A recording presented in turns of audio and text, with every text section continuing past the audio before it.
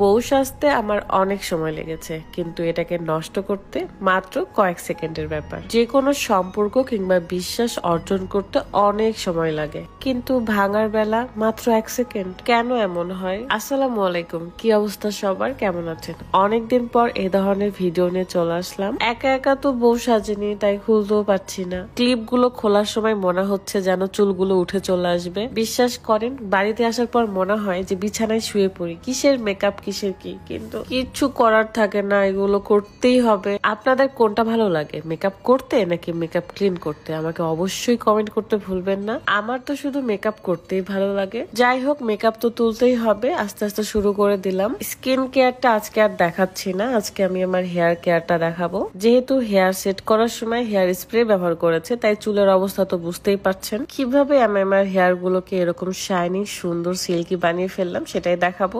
Nahar beauty Facebook page থেকে আমি Nahar secret hair oil এবং Nahar secret hair pack order করেছিলাম। অনেক আগে থেকে আমার এই অয়েল এবং প্যাকটার সাথে সম্পর্ক। চুলের যত্নে সবচেয়ে বেশি ভূমিকা পালন করে হচ্ছে তেল। যখন আমার চুলের আগা ফেটে যায় কিংবা আমার মনে হয় চুলটা অনেক বেশি রাফ হয়ে গেছে, অথবা যাদের চুল পড়া শুরু হয়েছে, তারা কিন্তু এই তেলটা ব্যবহার করতে পারেন। সপ্তাহে যদি আমরা 2 থেকে 3 দিন তেল ব্যবহার করি চুলে, তাহলে চুলটা অনেক বেশি ভালো থাকে। আর হেয়ার প্যাকের কথা তো কি বলবো, জাস্ট ম্যাজিকের মতো কাজ করে আমার চুলে। তবে আমি যখন তেলটা ব্যবহার করি তখন খুব সুন্দর করে মাসাজ করে করে, মালিশ করে করে ব্যবহার করি। যেহেতু এই তেলে অর্গানিক উপাদান যেমন কালো জিরা, মেথি, আরো অনেক কিছুই দেওয়া রয়েছে, যেটার কারণে আমাদের চুলের গোড়া শক্ত হয়, চুলের আগাফাটা দূর করে, সাথে চুল গজায়। সঠিকভাবে যদি আপনি যত্ন করেন তাহলে সবকিছুই ঠিক থাকবে। সেটা যে কোনো কিছুই হতে পারে। যাই হোক, হেয়ার প্যাকটা এখন আমি রেডি করব।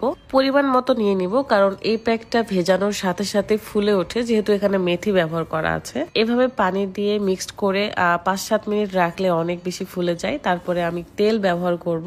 ভালো করে মিক্সড করার পর আমি আমার পুরো চুলে এটা অ্যাপ্লাই করব। চাইলে আপনি ডিম ব্যবহার করতে পারেন। আমি একদমই শর্টকাট ভাবে প্যাকটা ব্যবহার করব এবং 40 থেকে 50 মিনিটের মতো আমার চুলে রেখে দিব।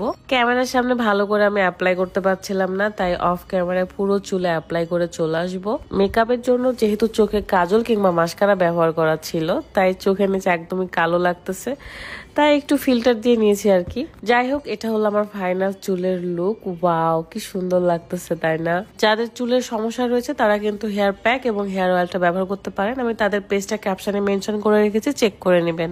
আর কি বলবো বলেন, আমি তো অনেক খুশি আমার চুলের এরকম ঝলমলে লুক দেখে। সবাই অনেক বেশি ভালো থাকবেন, সুস্থ থাকবেন, আর আমার জন্য দোয়া করবেন। আর হ্যাঁ, আপনাদের ভালোবাসায় এখন আমার পেজে প্রায় 1.7 মিলিয়ন ফলোয়ার্স। ইনশাআল্লাহ খুব তাড়াতাড়ি 2 মিলিয়ন হয়ে যাবেন। আমি খুবই খুশি আপনারা যে আমাকে এত ভালোবাসেন। আমি অনেক লাকি একটা মেয়ে। এভাবেই সবসময় পাশে থাকবেন। আল্লাহ হাফেজ।